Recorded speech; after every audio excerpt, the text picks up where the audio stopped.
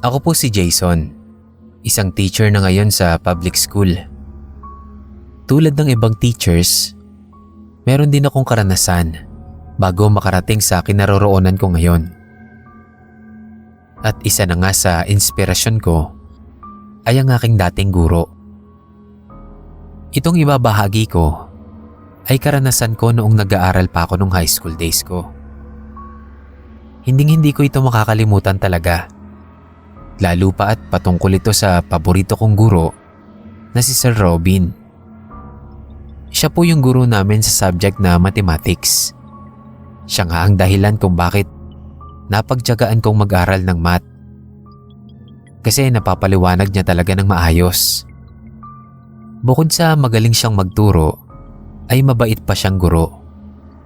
Medyo matigas kasi ang ulo namin noon, kaya ayaw sa amin ng ibang guro namin. Ang tumanggap lang talaga sa akin at sa mga tropa ko noon ay si Sir Robin. Nagkukwento siya na dati daw ay basag ulo din siya, pero nagbago rin naman. Kaya nga nakakalungkot ang nangyari kay Sir. Hindi ko makakalimutan yung araw na yon. Nang sabihin sa amin ni Sir na mawawala siya ng 3 araw at hindi na muna siya magkaklase. May aatinan daw kasi siyang seminar sa Baguio, kasama yung iba pang teacher sa ibang lugar. Tuwang-tuwa kaming lahat. Siyempre dahil bakante ang oras naming yon. Ibig sabihin, 3 araw na meron kaming bakanteng oras. Noong ikalawang araw na wala siya, 3 kaming naiwan sa loob ng room.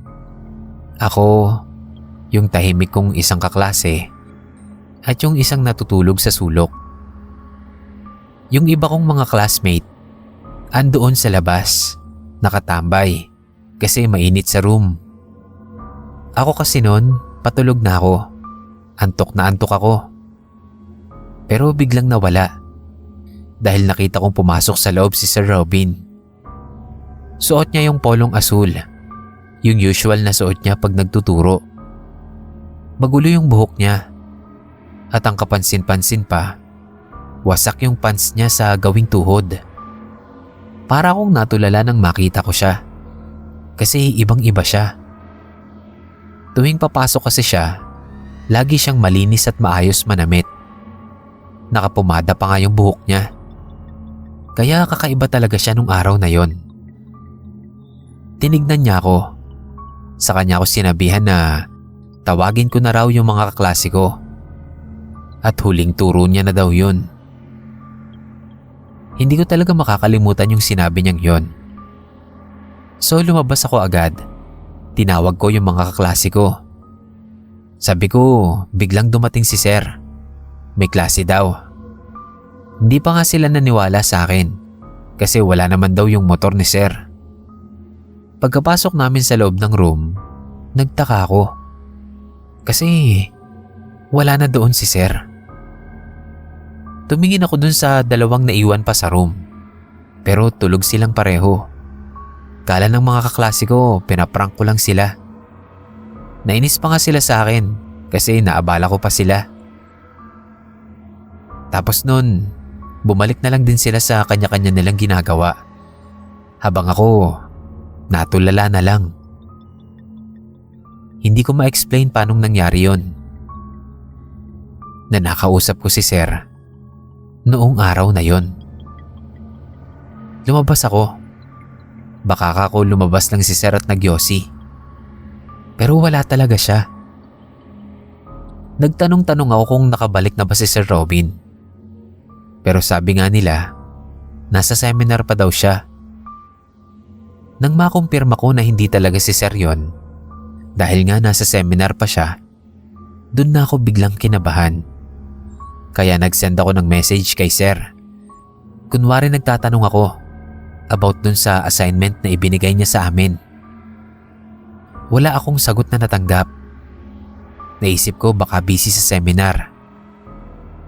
Noong ikatlong araw na wala siya, may umikot na balita sa group chat namin na si Sir Robin daw ay naaksidente pauwi galing sa Baguio.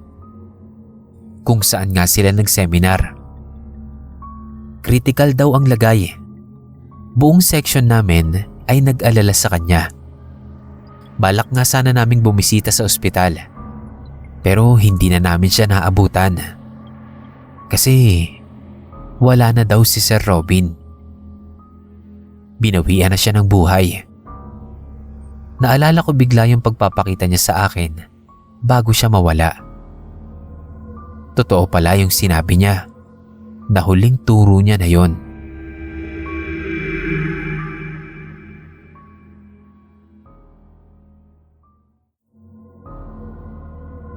Magandang hapon po sa inyo mga kapasta. Kuya Francis na lang ang itawag niyo sa akin. Kumusta po ang araw niyo ngayon?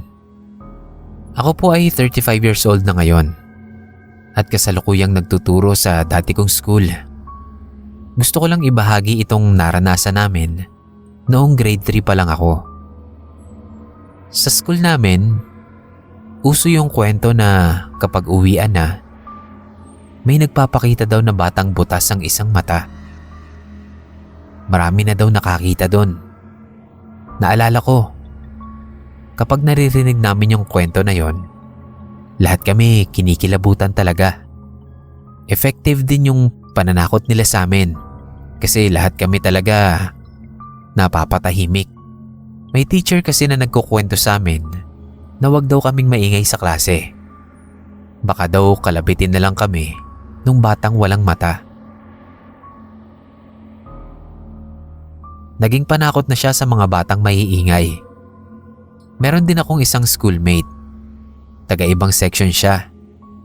Nagsabi rin siya na nagpakita daw yung batang walang mata sa kanya habang umiihi siya sa CR. Sabi niya, pag tingala daw niya sa itaas, nandoon daw yung bata. Nakasuot din ng school uniform. Sa pagkakatanda ko, nilagnat yung estudyante na yon. At pagkatapos nun, nagpalipat na ng school. Yung isang kaklase ko naman, naabutan naming umiiyak kasi nalock siya doon sa stock room ng school. Nakabukas daw yun nang pumasok siya sa loob at may ipinakuha yung advisor niya. Pero may nagsara daw ng pinto at nakita niyang yung batang walang mata yung nagsara. Natapos ko yung elementarya na hindi ko naman nakikita yung batang walang mata. Kaya naisip ko, baka panakot lang sa mga matitigas ang ulong bata. Akala ko din na baka imbento lang yung mga kwento-kwento nila para magkaroon sila ng excuse para hindi makapasok. Kasi meron pang estudyante na ayaw na daw pumasok dahil nga doon sa nakikita nila. Nang magkaroon ako ng opportunity na makapagturo sa dati kong school, doon ko na nalaman na hindi lang pala haka-haka yun nang ako na ang naka-experience. Inabot kami ng gabi dahil may event kinabukasan. Ako ang huling guro na naiwan sa school. Katwiran nila, lalaki naman daw ako. May iba pa naman akong kasama, yung guard at saka yung janitor ng school. Ilalak ko na sana yung classroom nang may makita pa akong isang estudyante na nakadukdok doon sa desk.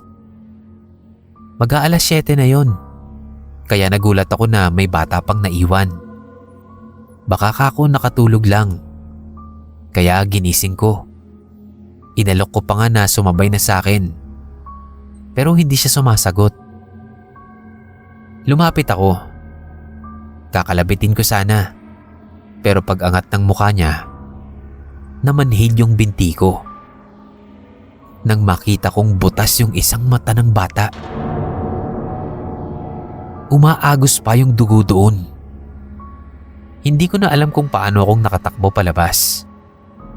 Nakaligtaan ko na nga ding ilak yung classroom at sumibat na ako kaagad sa takot. Muntik pa nga akong makasemplang sa motor dahil nanginginig talaga yung kamay ko. Naikwento ko yun sa mga co-teachers ko at ang sabi nga nila, totoo nga daw yung kwento na yon na may nagpapakitang bata doon sa school namin. Ang kwento nila, dati daw, meron daw teacher na sobrang nagalit doon sa batang matigas ang ulong estudyante. Nahagisan daw niya ito ng sapatos na matulis yung takong. Yung takong daw ng sapatos ay bumaon sa mata ng estudyante. At yun daw ang ikinamatay ng bata. Ilang linggo matapos ang pangyayaring yun, doon na nagsimula yung may ilang mga estudyante at guro na nakakakita doon sa bata. Kwento daw yun ng dating principal ng school. Hindi ko lang alam kung yun talaga yung eksaktong nangyari o baka exaggerated na lang siya. Pero sigurado po na nakita ko na yung sinasabi nilang batang walang mata.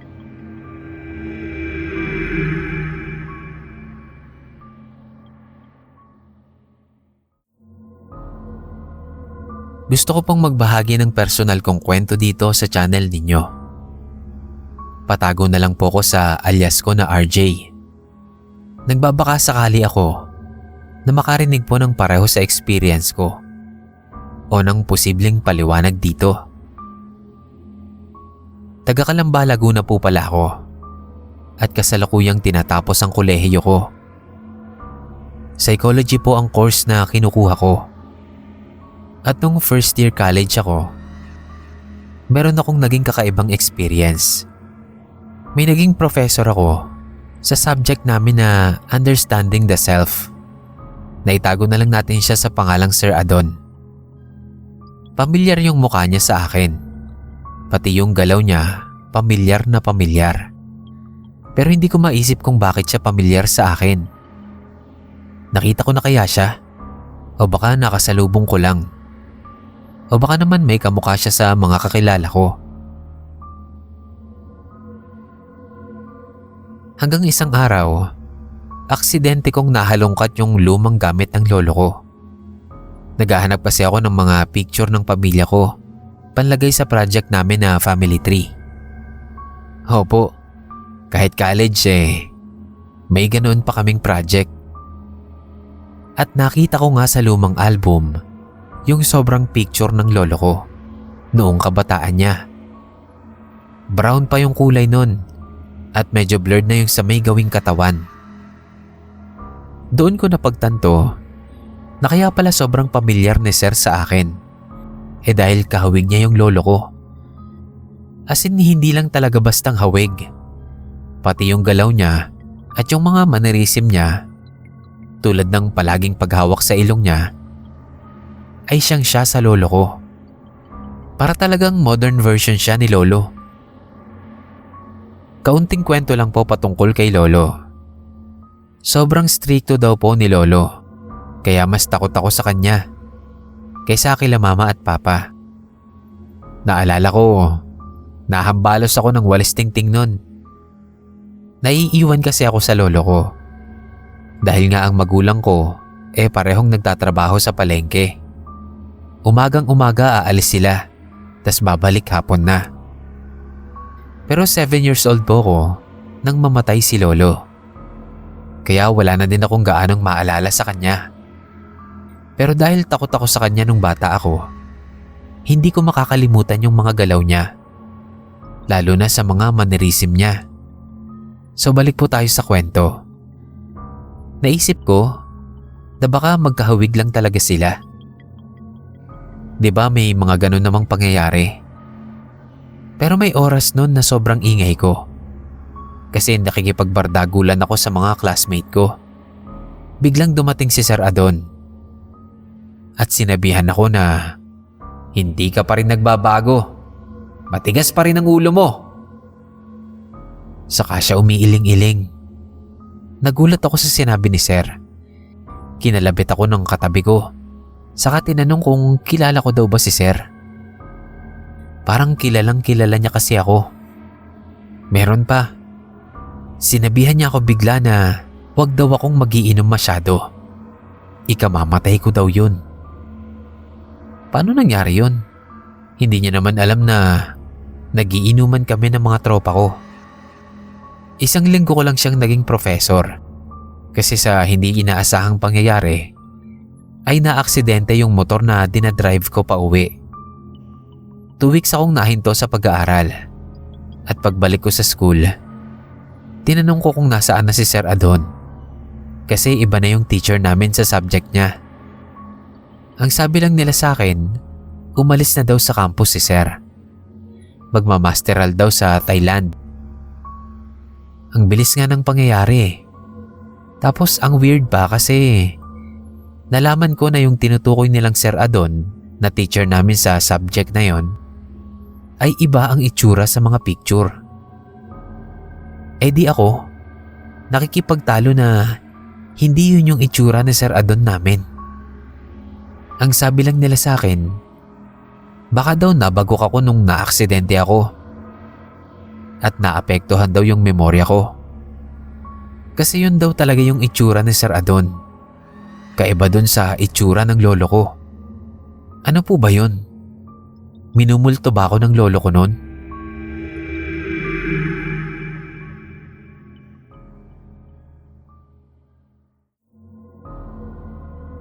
Isang beses lang naman ako nagkaroon ng nakakatakot na experience sa buong buhay ko. Tawagin niyo na lang akong Manuel. Accountancy student ako sa isang university. Graduating na rin po ako. And hopefully, pumasa sa lahat ng subjects. Nagkaroon kasi ako ng night class sa isang subject namin. From 6 p.m. to 7:30 p.m. ang klase namin. Medyo challenging pumasok kapag gabi. Kasi pagod na sa maghapon. Imbis na uwian na, ay may night class pa pala. Minsan aantukin ka pa. Merong rule sa amin na kapag yung instructor namin ay wala pa ng 20 minutes, pwede na kaming umalis sa room. Nagkataon na yung teacher namin, 15 minutes na, wala pa siya. Kaya medyo natuwa na ang mga kaklase ko. Kasi 5 minuto na lang ang hihintayin namin at pwede na kaming makaalis. Pero sa kinamalas-malasan nga naman, nung 3 minuto na lang sana, ay biglang dumating si Ma'am Nessa, yung teacher namin sa subject na yon. Nagpaumanhin siya sa amin kasi traffic daw sa daan. May pinabasa lang siya sa amin. Gagawan daw ng activity. Kalagitnaan ng activity, nakaramdam ako ng tawag ng kalikasan. Kaya lumabas na muna ako saglit at pumunta sa CR, which is nasa kabilang hallway pa. Kaya minadali ko na kasi ihi na talaga ako nun. Habang papunta ako dun sa CR, nagulat ako na nakasalubong ko si Ma'am Nessa sa hallway. Aligaga siya at nagmamadali. Napakunot ang noo ko. Kasi ang alam ko, bago ko lumabas ng room, ay nandoon siya sa amin. Nakabantay. Ni hindi ko siya nakitang lumabas. Nung masalubong ko siya, tinanong niya ako kung nandoon pa ba yung mga classmates ko. Sabay sabi niya na traffic daw kasi siya kaya siya na late. At sinabi niyang akala niya raw umalis na kami. Hindi ako nakasagot kaagad. Lalo na nang malaman ko, nakararating nga lang niya. Kung ganun, sino pala yung teacher na nagpapa-activity sa amin? Tinanong ko si Ma'am. Ma'am, kararating niyo lang po ba? Legit po na parang umurong yung ihi ko sa kaba. Nagulat siguro si Ma'am kasi bigla ko siyang tinalikuran at saka ako kumaripas ng takbo pabalik sa classroom. Nakita ko mga kaklase ko, mga busy doon sa ginagawa nila. Wala na doon yung unang Ma'am Nessa na dumating. Kaya naman tinanong ko yung mga kaklase ko. Ang sabi nila, lumabas lang daw. Sakto naman nun na pumasok na yung isa pang Ma'am Nessa at bumati sa amin. Naulit-ulit yung nangyari. Nagpaumanhin siya sa amin dahil nga na-traffic daw siya, kaya siya late nang pumasok. Gulong-gulo na din yung mga kaklase ko nun. Kasi lahat sila, nakita nilang pumasok si Ma'am. Nung sabihin namin yun sa kanya, Akala niya pa niloloko lang namin siya. Huwag daw namin siyang takutin. Baka hindi daw siya makauwi. Kumatok pa nga siya sa kahoy na lamesa para mataboy daw yung malas. Nung matapos na yung klase, umalis na agad si ma'am. Tapos kaming magkakaklase, nagkumpulan pa at pinag-uusapan namin yung nangyari. Baka daw doppelganger ni ma'am yung nakita namin. Biglang nagsalita naman yung isang classmate pa namin na habang nagsasalita daw si ma'am, para daw naging blurred yung mukha niya. Kinilabutan na po kami lalo at inabot pa kami ng 8:00 sa room. Nagkasundo kami na ipagdasal na lang namin si ma'am para hindi siya mapahamak. Kasi ang alam namin, parang signos yung mga ganong pangyayari. Napanatag naman ang loob namin kasi after nun, wala namang nangyaring masama kay Ma'am Nessa. Ngunit ilang buwan ang makalipas, nabalitaan namin na bigla na lang daw hinimatay si Ma'am Nessa. Tapos, binawian na ng buhay.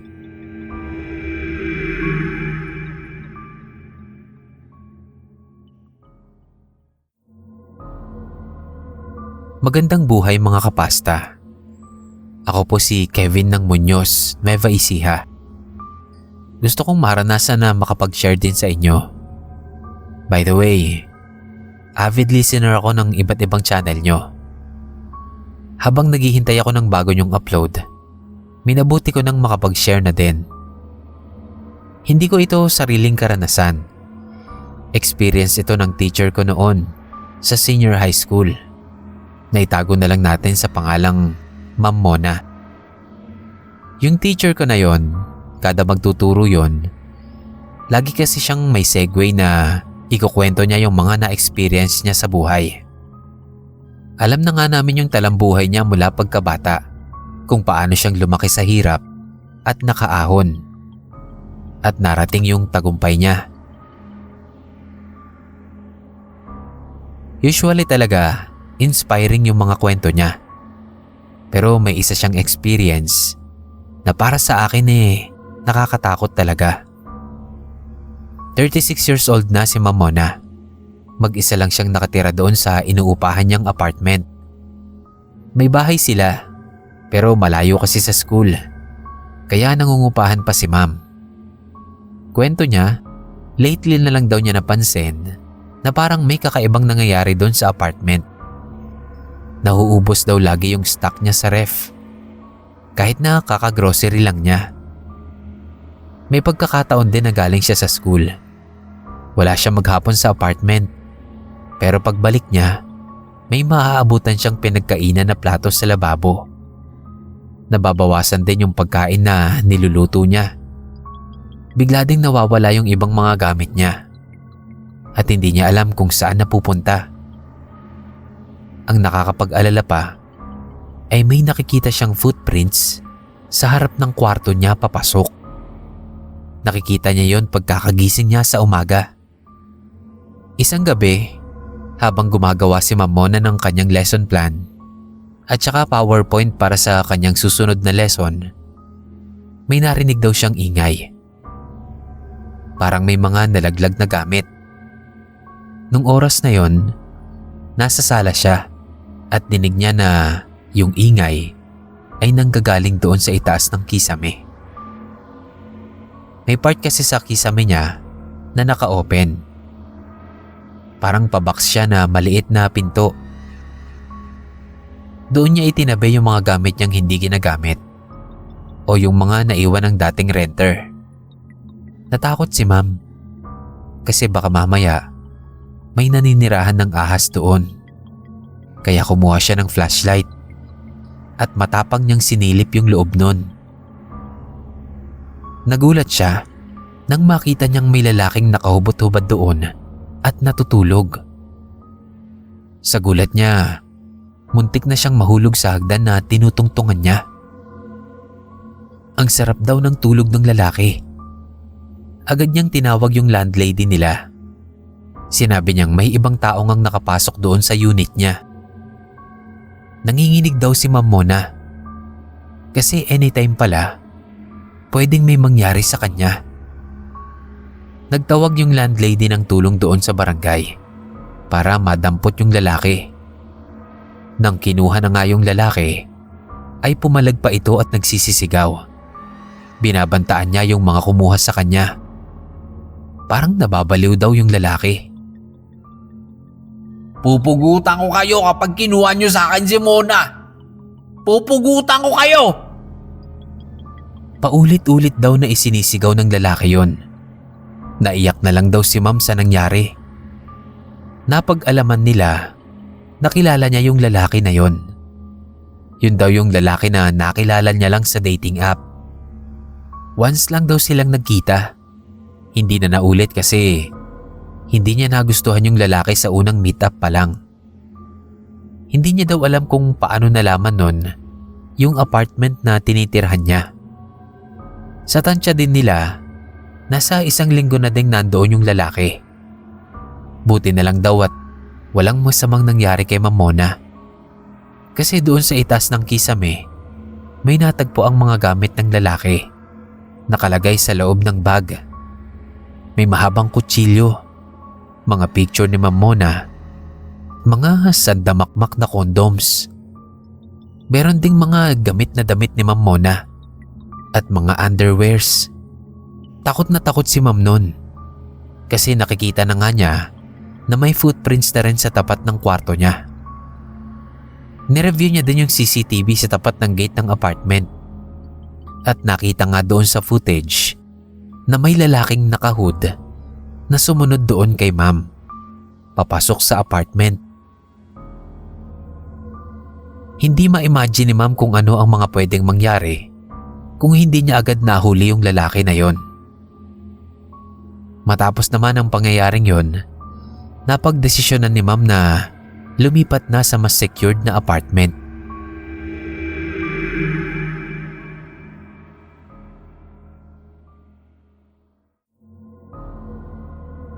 Mainit na pagbate sa lahat ng tagapakinig nyo. Nestor ang pangalan ko. Magte-31 na ngayong taon. Share ko lang itong experience ko na to. Matagal na namang nangyari ito. Pero nung nakaraang buwan lang, nagkaroon kami ng alumni homecoming. Kaya isa ito sa napag-usapan namin. Naalala lang kasi namin yung mahusay at mabait naming guro noong kolehiyo kami. Si Sir Patak. Sumalangit nawa po ang kaluluwa niya. Mahusay pong guro si Sir Patak. Magaling magturo at talagang lagi kaming pinapangaralan. Nakakalungkot lang din yung sinapit niya. Hindi niya deserve yung ganoon. Pero lagi niyang sinasabi sa amin na naging makabuluhan ang buhay niya simula nung nagturo siya. Masaya daw siya sa pakiramdam na napapasa niya yung kaalaman niya. Pero nung mga huling taon niya sa school, doon na po nagkaroon ng problema kay Sir Patak. At isa po ako sa mga naging estudyante niya nung panahon na yon. Bigla lang daw nag-iba si Sir Patak noong mamatayan ng anak. Pauwi na kami galing klase nang madaan kami doon sa classroom ni Sir. Yun yung unang beses na nakita namin siyang ganon. Nasa pang ilang room kami noon bago pa yung classroom niya. At narinig namin yung boses ni Sir. Nag-joke pa nga ako na nag-overtime na naman kako si Sir. Pero nung nasa harap na kami mismo ng classroom ni Sir, nagulat kami dahil nakita namin na may nakabukas na laptop. Doon nakalagay yung itinuturo niya at nagsasalita siya ng malakas na tila ba may mga estudyanteng tinuturuan. Pero pagtingin nga namin sa mga upuan ay wala naman ni isang estudyante ang nakaupo. Ang weird na Sir nun. Yun ang tumatakbo sa isip namin. Sabi pa ng kaibigan ko, sino daw yung tinuturuan ni Sir? Wala naman daw mga estudyante ah. Hanggang sa napapadalas na yung ganong gawin ni Sir. Na tuwing madadaan kami ng ganoong oras, ay nakikita namin siyang nagtuturo at tumatawa pa. Doon na nag-start yung mga chismis na sa section namin nasisiraan na ng bait si Sir Patak. Mas lumala pa nga yung mga ganun ni Sir dahil habang nagtuturo siya sa amin, pinapatayo niya yung isang classmate namin. Pero yung classmate namin na yon ay absent nung araw na yon. Walang nakaupo doon sa upuan na itinuturo niya. Tas parang sumabog si Sir. Sabi niya, Sabi ng tumayo ka eh. tumaas yung boses niya. Lahat kami natakot sa kanya. Yung isang classmate ko nagtaas ng kamay at sinabi kay Sir na absent nga si Aliyah. Doon nagbago yung itsura ni Sir. Bumalik siya sa dati tapos nagsorry siya sa amin. Yung kabilang section naman nagkukwento din na nakikita daw nila si Sir na bigla na lang may kinakausap sa kalagitnaan ng klase nila. Tapos bigla na lang tatawa ng malakas kahit wala naman daw talagang kausap sa kanila. Yung pinakamalalang nagawa niya ay yung nangyari sa section namin. Tahimik lang kami gumagawa ng activity namin nang bigla siyang tumayo at sinigawan kami. Sino daw yung nagmura sa kanya? Nagulat kami kasi wala namang nagsalita nung oras na yon. Sabi namin, Sir, wala po. Pinaglololoko niyo ba ako? Balik na sigaw ni Sir sa amin at saka itinaob yung lamesa sa harap naming lahat. Nag-iyakan na yung ibang mga babaeng kaklase namin. Papatayin ko kayo! Pinaglololoko niyo ako? Sigaw ni Sir sa amin. Buti na lang at may nakarinig mula sa kabilang classroom. Pinasok kami ng ibang mga teacher at inilayo na muna sa amin si Sir Patak. Ilang linggo nang hindi pumapasok si Sir noon. Nalaman na lang namin na na-terminate na pala siya dahil sa ginawa niya. Pero kahit gano'n naman yung nangyari, alam naming mabuting tao si Sir. Lalo na nang malaman namin mula sa isang guro na nadala daw sa mental hospital si Sir Patak at na-diagnose na meron siyang schizophrenia. Alam namin na kaya nagkaganon si Sir ay dahil sa labis na depresyon dulot ng pagkamatay ng kanyang anak. Noong araw ng graduation, bumisita pa si Sir Patak sa amin. Maayos siya nung araw na yon. Nag-congrats pa siya sa amin at humingi siya ng tawad sa inasta niya. Hiling niya daw na hindi namin ma-experience yung mga naranasan niya. Kasalukuyan daw siya nagpapagaling at na-maintain niya na daw yung gamot niya. Kaya umu-okay na siya. Pero nitong homecoming lang namin, nabalitaan namin na pumanaw na si Sir Patak. Hindi na daw talaga nakayanan at tumalon ito sa second floor ng bahay nila.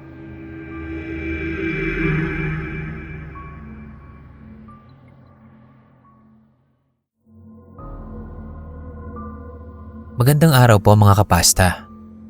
Matagal-tagal na rin ang panahon nung huli akong nakapakinig sa inyo. Pero itong experience ng Tio Librado ko ang nakapagpabalik loob ulit sa akin na makinig sa inyo at makapagbahagi na din ng karanasan. Tawagin niyo na lang akong Jairo ng Pampanga. Bata pa lang ako ay si Tio Librado na ang nag-aalaga sa akin. Yung magulang ko kasi walang kakayahan na buhayin pa ako dahil 6 kaming magkakapatid. Ako ang napili ni Tio para may nakakasama siya sa pagbubukid. Elementary lang ang natapos ko at buong buhay ko kasama ko si Tio sa bukid. Yung bukid na sinasaka namin napakalawak. Iyon na ang buhay ni Tio Librado. Ilang negosyante na rin ang sumubok na bilhin ang lupa ni Tio para pagtayuan ng commercial buildings.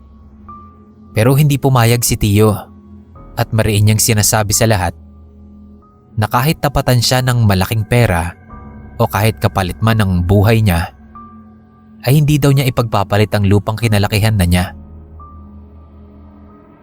Hanggang sa meron ulit bumisita sa amin.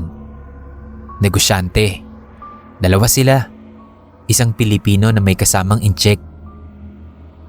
Nagkaroon sila ng interes na gawing resort yung lupain ni Tio. Nag-offer pa nga na kung tatanggapin man ni Tio yung offer, may subdivision na daw kaming lilipatan. Dumating pa nga sa punto na pati yung kapitan pumunta na sa amin at hinihikayat si Tito na ibenta na yung lupain niya at maganda daw yon na oportunidad. Total naman daw ay tumatanda na si Tio. Wala naman daw siyang pagpapasahan ng lupain niya, lalo pa at hindi naman niya ako anak. Sa totoo lang mga kapasta, sumagi na din sa isipan ko na mukhang tama nga sila na ipaubaya na lang ang lupa para sa mas magaan na buhay. Nang hindi pumayag si Tito, bakas sa mukha ng incheck yung pagkadismaya. Nagsasalita pa nga siya sa wikang incheck na parang nagbabanta pa ang tono. Pero hindi na namin inintindi. Nang sumunod na araw, biglang dinapuan ng sakit si Tio. Nagsimula lang sa simpleng lagnat at ubo na ininuman lang ng paracetamol. Hanggang sa lumala na yung ubo niya. Yung ubo, hindi lang simpleng ubo. Kasi sa tuwing uubo siya, napapansin ko na may tumatalsik na maliliit na insekto galing sa bunganga ni Tio. Nagulat pa nga ako na nung pinuntahan ko sa silid si Tio, puro insekto yung lapag ng kwarto niya dahil hindi din siya tumitigil sa pag-ubo. Pinayuhan ko si Tio na magpatingin na, pero matigas ang ulo niya at ayaw niyang makaabala. Awang-awa na ako kay Tio kasi dumadaing siya sa gabi na sobrang kate ng lalamunan niya. Sa sobrang kate nga nun ay kinakamot niya na yung leeg niya para lang maibsan yung kate. Hanggang sa nagdudugo na yung leeg niya. Hindi niya na kasi namamalayan na bumabaon na yung kuko niya sa balat niya. Sinubukan niya na ring pasukahin ang sarili niya. Ipinasok niya yung daliri niya sa bibig niya at nagulat ako sa isinuka ni Tio. Nagsuka siya ng nagsuka ng mga insekto. Iba't ibang klaseng insekto. Hindi ko kayang makita yung Tio ko sa ganoong kalagayan. Kaya humingi na ako ng tulong doon sa kakilala ni Tio na magbubukid din. Nung marinig nila yung kalagayan ng Tio ko, ay agad silang nagpatawag ng albularyo. At ang sabi ng albularyo, sinadya daw nagantihan si Tio dahil nga hindi daw nito nakuha yung gusto. Nagdikdik ng mga dahon ng albularyo at sa kanya piniga sa lalamunan ni Tio. Pagkatapos ay nilagyan niya ng itim na sinulid yung bibig ni Tio at dahan-dahan yung hinila palabas. Habang hinihila yung sinulid, ay may nakakapit na maliit na insekto doon. Kumpol ng insekto yung nakakapit doon sa sinulid. Bagamat naalis na daw ang insekto sa lalamunan ni Tio, ang sabi ng albularyo ay meron daw permanenteng epekto ang nangyari sa kanya dahil hindi na daw maibabalik ang nahigop na lakas ng mga insekto. Mabuti na nga lang daw at hindi umabot sa punto na pati ang buhay ni Tio ko ay nawala na. Sa ngayon po ay wala na yung sakit niya. Pero hirap pa rin po siyang magsalita na halos wala ng boses na lumalabas sa bibig niya. Iyon na siguro yung sinasabing epekto. Malakas ang kutob namin na ang gumawa nun kay Tio ay ang gustong masakop ang lupain niya.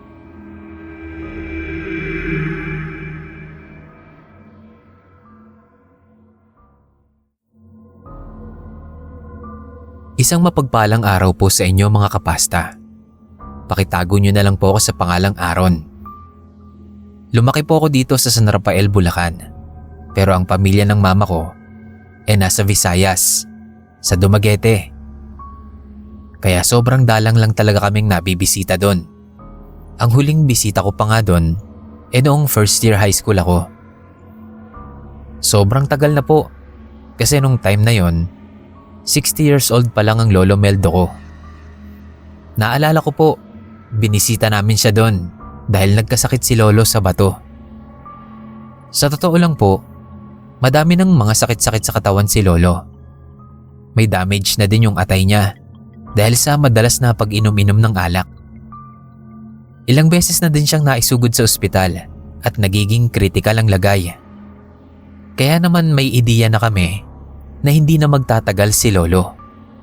Lalo at sinabihan na rin kami ng doktor na may ilang porsyento na lang daw ang gumagana sa atay niya.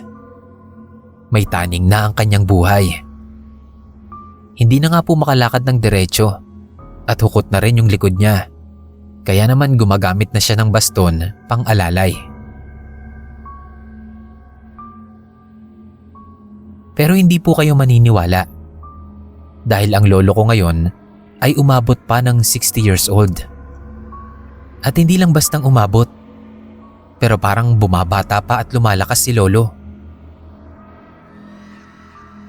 Nitong nakaraang buwan lang po ay nagkaroon kami ng oras na bisitahin ng mga kamag-anak namin sa Dumaguete.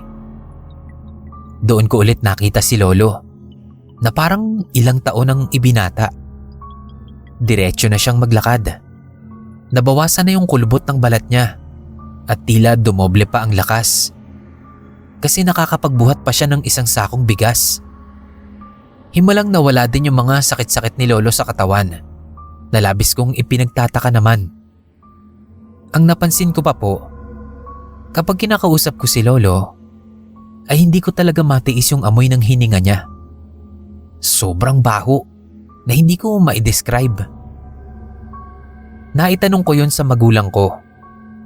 Pero mahigpit nilang bilin sa akin na wag ko raw yun itatanong sa lolo ko dahil umiinit daw agad ang ulo. Iyon pa nga po pala. Malakas nga ang pangangatawan ni lolo at hindi na dinadapuan ng mga sakit. Pero lagi namang mainitin ang ulo. Sobrang bait ng lolo ko dati. Hindi ko po alam kung matatawag ba yun na himala. Pero isang gabi, sinubukan kong puntahan yung silid ng aking lolo. Yung silid kasi ni lolo, nasa pinakadulo, malayo sa ibang mga silid. Nasabihan naman na ako nila mama na wag aabalahin ang lolo ko kapag namamahinga na sa gabi. Pero meron kasi akong hindi magandang pakiramdam sa lolo ko na para po bang hindi na siya yung totoo kong lolo. Kaya sinubukan ko siyang puntahan sa silid niya. Hindi ko po alam kasi nung mga oras na yon, sobrang kabog ng dibdib ko habang unti-unting hinahawi yung kurtina. Kasi doon, hindi uso yung mga pinto sa kwarto at tanging mga kurtina lang ang harang. Bumungad po sa akin ang nakahigang katawan ni lolo sa kawayan niyang kama. Labis akong nagtataka kasi si lolo payat na payat ang itsura. Humpak yung muka at sobrang kulubot na yung balat na halos hindi ko na nga siya makilala. Nakabukas ng malaki yung bunganga niya at rinig na rinig ko din yung hingal niya sa bawat paghinga. Naagaw ang pansin ko ng baba ng kama ni lolo. May dalawang malaki at itim na scorpion doon. Sa totoo lang, hindi ko nga po alam kung scorpion nga yung nakita ko. Basta kasi itsura siyang malaking scorpion at kumakain siya ng sariwang atay ng manok na nandoon sa lapag. Tila po may sariling pag-iisip yung scorpion dahil parang naramdaman nila na nakatingin ako sa kanila. Nagulat ako nang mabilis itong gumapang paakyat sa kama at pumasok sa bibig ni lolo.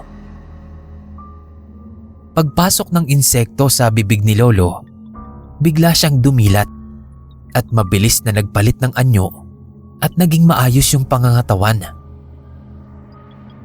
Pagkadilat ni lolo, Nanlilisik yung mga mata niyang tumingin sa akin. Pagkatapos ay sinigawan ako ng malakas. Napatakbo agad ako. Sinalubong ako ng tiyahin ko. Nakaagad din akong pinagalitan. Bakit ko daw inaabala si Lolo? Iyak ako ng iyak. Pagkatapos ng pangyayaring yon, hindi na muna kami tumuloy sa bahay nila Lolo.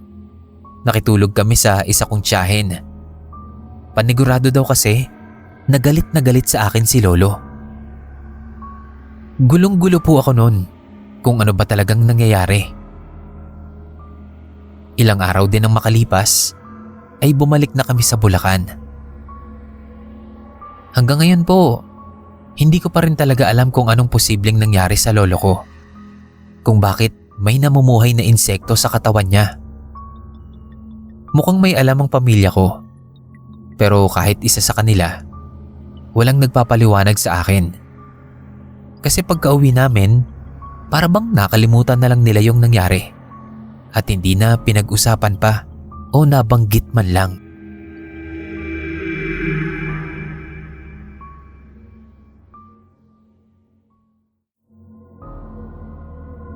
Magandang tanghali po sa lahat ng nakikinig o kung anumang oras nyo ito pinapakinggan. Pasensya na po, hindi ako masyadong magaling pagdating sa pagkukwento. Pero binibigyan ko po kayo ng permiso na i-edit ito para mas madaling maunawaan ng lahat. Junard nga po pala ang pangalan ko. Kaming magbabarkada, hilig namin ang maghanap ng gagamba sa mga damuhan at saka ibebenta sa mga bata na inilalaban yung gagamba nila sa gagamba ng iba. Taon-taon namin ginagawa yon at wala naman kaming nararanasang problema. Pero simula po nang mangyari itong experience ko, ay natigil na rin yung ganoong gawain namin. Merong isang bata na palaging bumibili sa akin. 9 years old pa lang siya. Nakatira siya sa katapat na bahay lang namin. Palibasa mayaman, halos bilhin na talaga lahat ng gagamba na nakukuha ko. Palagi sigurong binibigyan ng pera. Lagi ding naiiwang mag-isa sa bahay yung bata na yon. Ang kasakasama niya doon ay yung katulong nila. Kaya palagi siyang nakakalabas at nakikipaglaro sa mga bata doon sa amin. Yung huling kuha ko ng gagamba, 6 ang nahuli ko. Yung isa doon, gagamba na sobrang kakaiba sa lahat. Batik-batik na medyo dilaw ang kulay. Pero pag nasa dilim, para siyang alitap-tap na lumiliwanag. Sa buong buhay ko po, noon lang ako nakakita ng gagambang ganoon ang itsura. Ni hindi ko nga alam na may ganong uri pala ng gagamba. Hindi ko alam kung gagambang panlaban ba siya. Pero kinuha ko na rin kasi kakaiba talaga siya . Nakita ko lang siya sa likod ng dahon. Akala ko nga alitap-tap kasi umiilaw talaga. Inilagay ko siya dun sa ginawa kong lagayan ng mga gagamba. Maliit yung nakahon na mayroong mga hati-hati. Kumbaga, may space para sa bawat gagamba. Pagka-uwi ko sa bahay, nagulat ako. Kasi lahat ng gagamba na nakuha ko, except doon sa umiilaw, ay patay na. Hindi ko alam kung paano nangyari yun. Ang napansin ko, balot na balot ng sapot lahat ng gagamba. Maliban nga doon sa isang kakaiba. Sinubukan kong ilaban yung gagamba na yon sa ibang mga gagamba. At namangha ako na lahat ng nakakalaban niya ang bilis niya lang na nasasaputan. Tuwang-tuwa ako kasi nakadiscover ako ng malakas na gagamba. Tinabali kung hindi ko alam kung anong uri. Nag-experiment pa nga ako kung hanggang saan yung lakas ng gagamba na yon. Sinubukan ko siyang iharap sa malaking gagambang bahay. Pero kahit malaki na yung gagamba, sobrang bilis pa rin niya itong nasaputan. Ibinida ko naman agad yun sa bata. Nung una, hindi pa naniniwala. Pero pinakitaan ko. Bigla ba namang sabi, bibilhin niya daw. Ako naman, tinaasan ko ang presyo. Kasi nga hindi siya ordinaryong gagamba lang eh. Matatalo niya pa lahat ng kalaban ng kalaro niya. Aaminin ko po na naging masiba ako sa pera at inuto ko yung bata. Inalok ko yung bata. Nabayaran niya ng 3,000 yung gagamba na yon. Pero sabi niya, wala daw siyang ganong pera at hindi siya mabibigyan ng mami niya. Sige, bahala ka.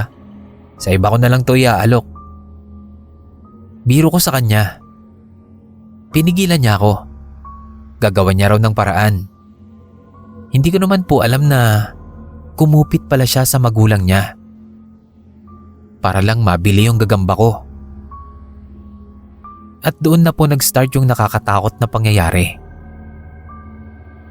Ilang araw na nagyayabang yung bata na halos lahat ng kalaro niya natalo niya sa laban. Tuwang-tuwa siya.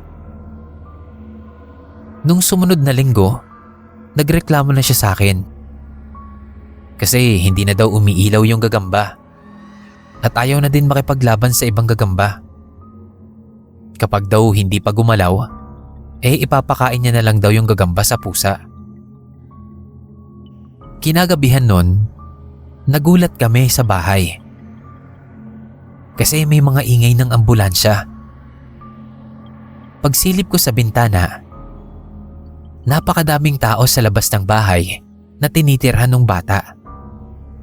Kinaumagahan ko na lang po nabalitaan na yung bata na binentahan ko ng gagamba ay patay na. Gulat na gulat po ako sa narinig ko. Lalo na nung malaman ko yung sanhi ng pagkamatay niya. Nakita na lang daw ito na nakahiga sa kama. Nakamulagat ang mata, nakabuka ang bunganga at punong-puno ng sapot sa bibig.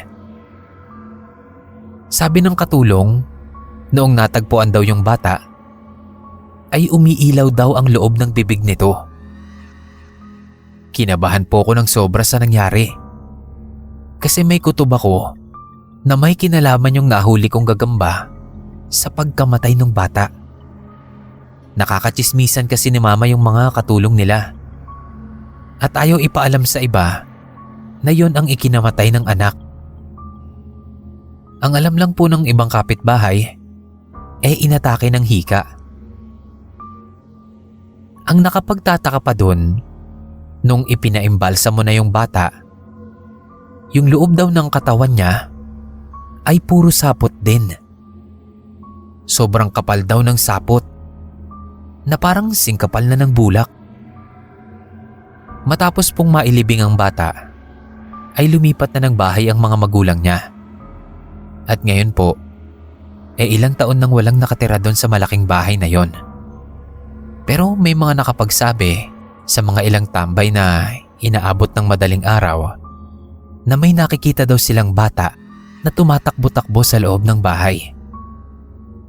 Last year naman, may maninirahan sana doon sa bahay na yon. Nung nag-tour daw, puro sapot daw ang loob ng bahay na para bang may malaking gagamba na nakatira doon. Sa ngayon ay nananatiling walang nakatira doon sa bahay na yon. At isa din pong dahilan ay gusto ko na po kasing makamove on sa nangyari. Dahil naapektuhan po ko kasi alam ko sa sarili ko na may kasalanan din ako.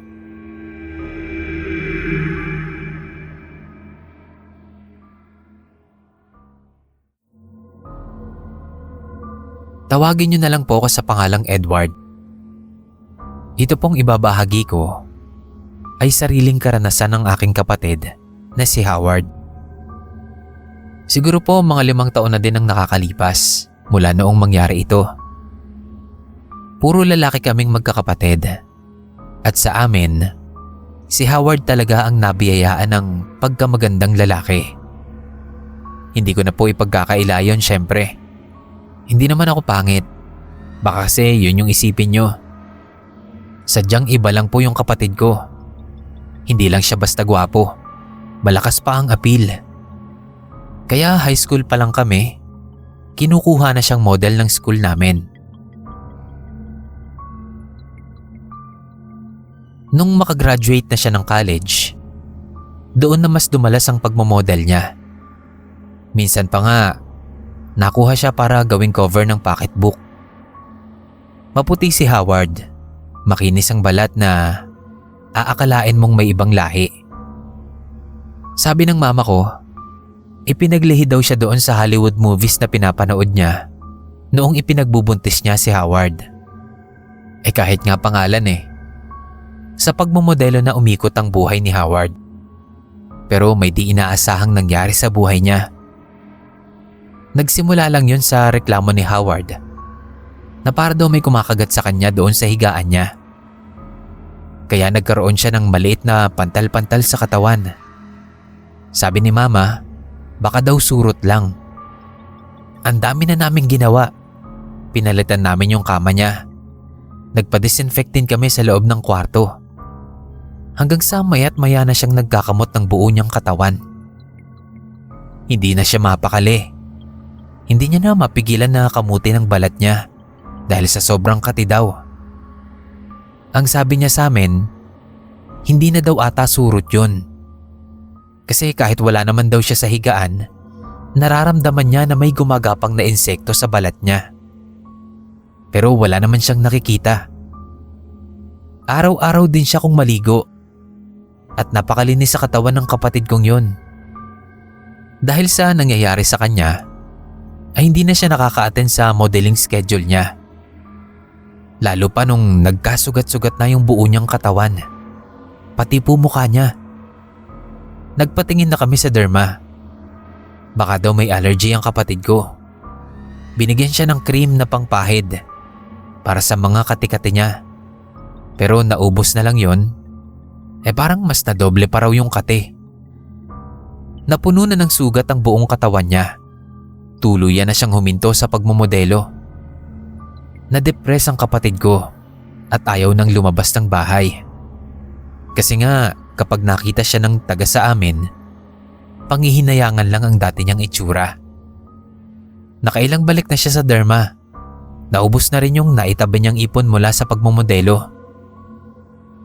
Nakinig naman kami sa lola namin nang payuhan kaming magpatingin sa albularyo. Wala naman daw mawawala kung susubukan. Ganun na nga ang ginawa namin.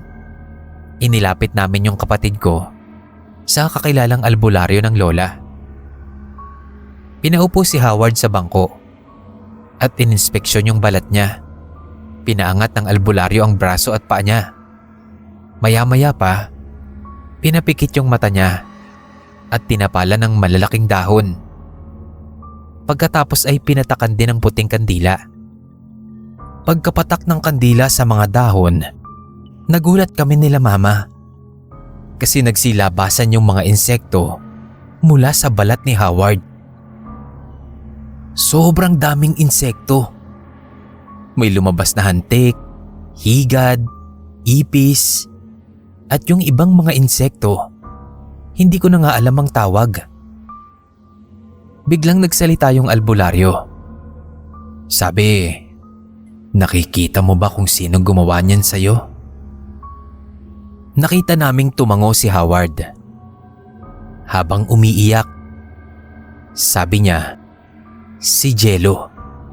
Noon namin nalaman na yung si Jello ay yung nakalaban niya sa isang modeling contest. Nakita niya raw ang mukha ni Jello habang nakapikit siya. At sa tabi raw nito ay isang manggagaway na siyang naglalagay ng insekto sa balat ni Howard. Tinanong kami ng albularyo kung gusto daw ba naming gantihan yung gumawa nun sa kapatid ko. Pero itong si Howard na ang tumanggi. Diyos na lang daw ang bahala sa kanila. Pagkatapos ng tulong na natanggap namin, unti-unti nang bumuti ang kalagayan ng kapatid ko. Hindi na kumate ang balat niya. At pagaling na rin ang mga sugat na dulot ng labis niyang pagkakamot. Pero hindi na rin naging madali dahil nag-iwan ng peklat ang mga sugat niya. Dahilan upang tuluyan niya ng iwan ang mundo ng pagmumodelo. Sabi nga niya sa akin, mahirap din daw palang magkaroon ng magandang muka. Iba talaga ang naidudulot ng inggit at kaya pa nitong makapahamak ng ibang tao. Samantalang si Jello, nabalitaan namin na inilaban sa ibang bansa na dapat sana ay ang kapatid ko yun. Hindi ko alam kung anong karma ang ibibigay sa kanya, pero isa lang ang masasabi kong sigurado. Siguradong matitikman niya rin ang masamang ginawa niya sa kapwa niya.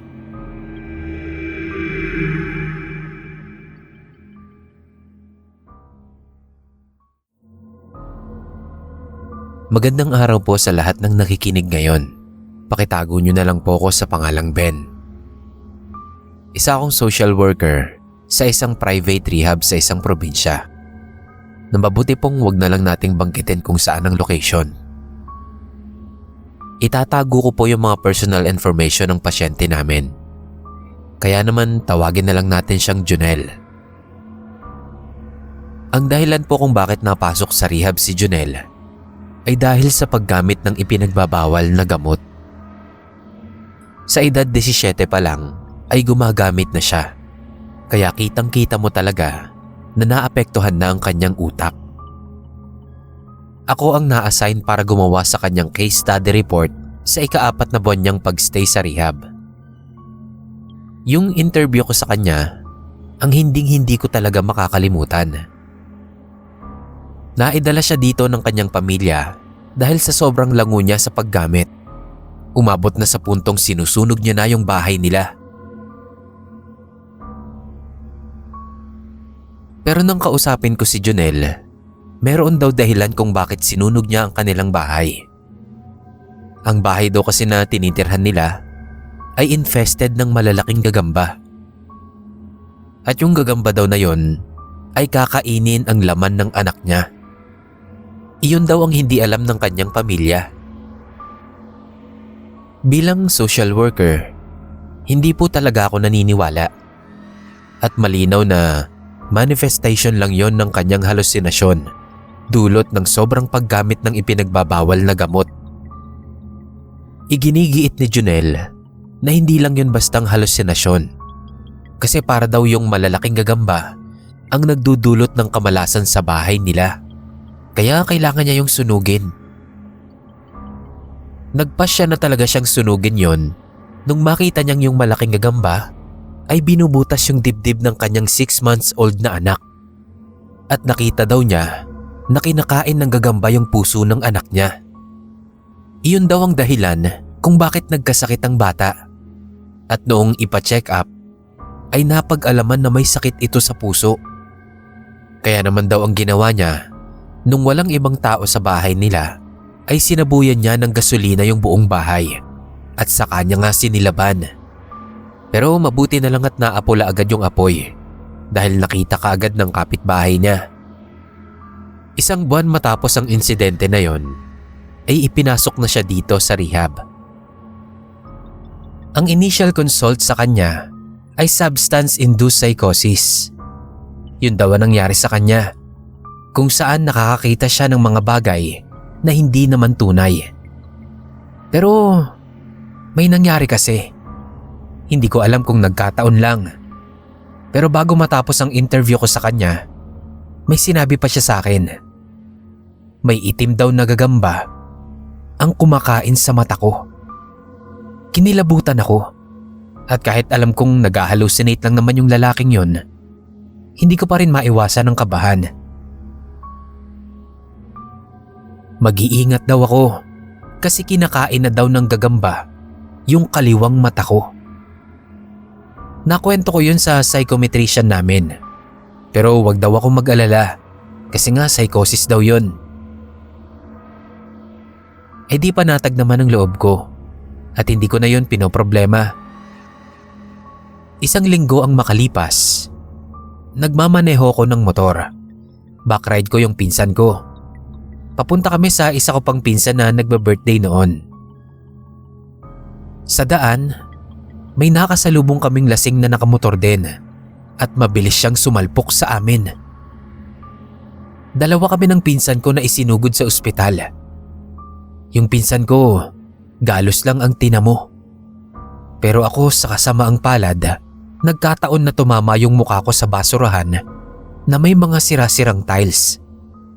May matulis na tiles doon at tumama yun mismo sa kaliwang mata ko. Dahilan para maging permanenteng bulag na yung kaliwang mata ko kasi may natamaan daw na nerve. Siguro po, halos 1 taon din akong di naka-move on. Ang pinakamahirap kasi talaga ay ang tanggapin na bulag na ang isang paningin ko. Ngayon ko naiisip na nagkataon lang kaya ang mga nangyari o may kahulugan talaga yung sinabi ni Jonel sa akin na may nakita siyang gagamba na kumakain ng kaliwang mata ko. Ano man po ang kasagutan sa tanong ko na yan, isang bagay na lang ang hindi mababawi at iyon ay ang aking paningin.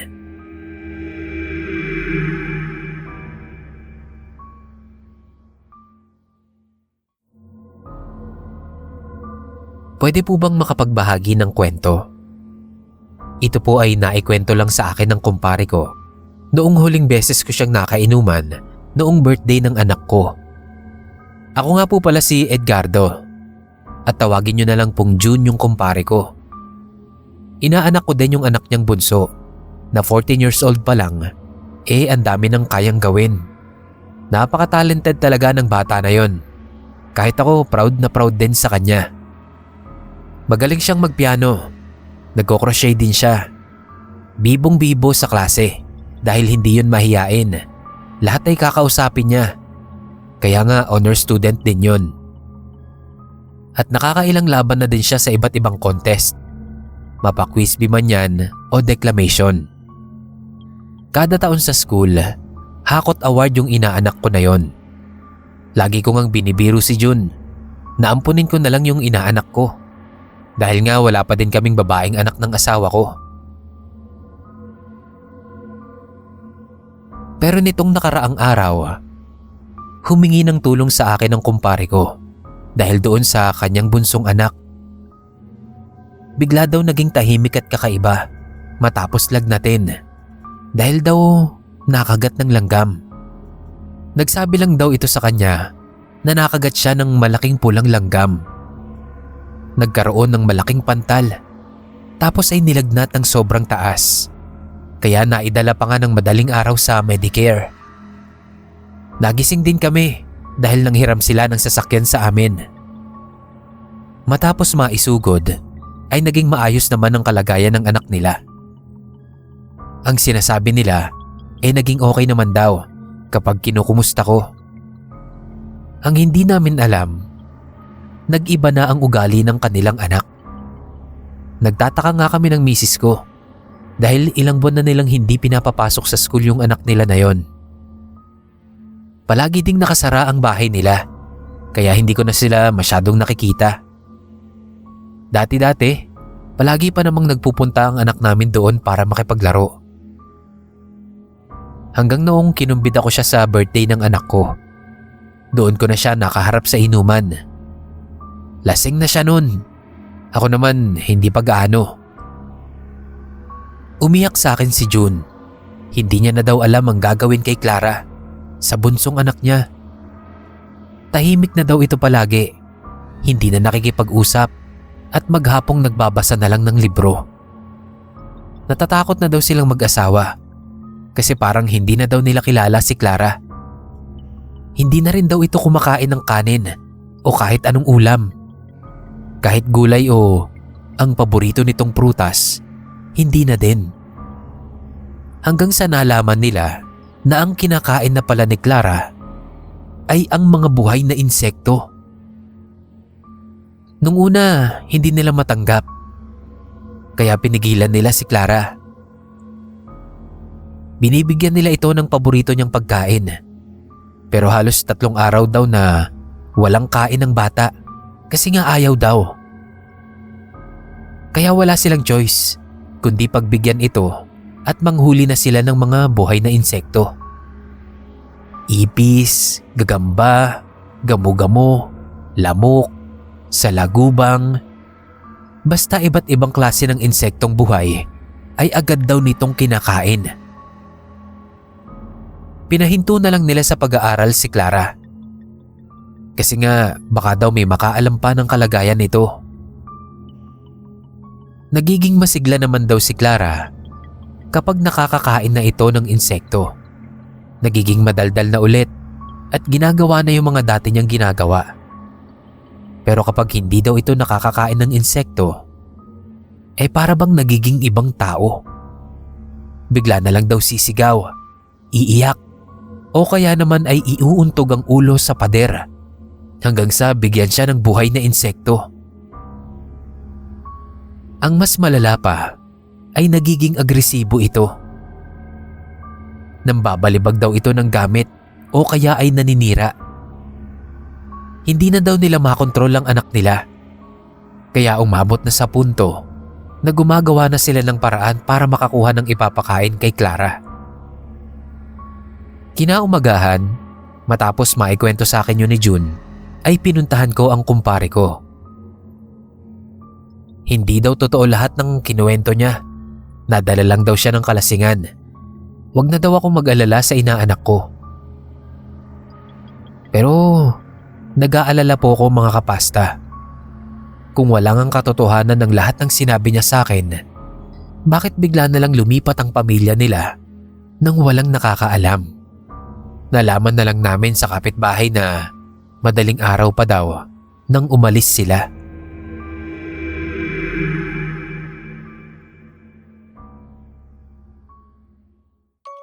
Yo mga kapasta!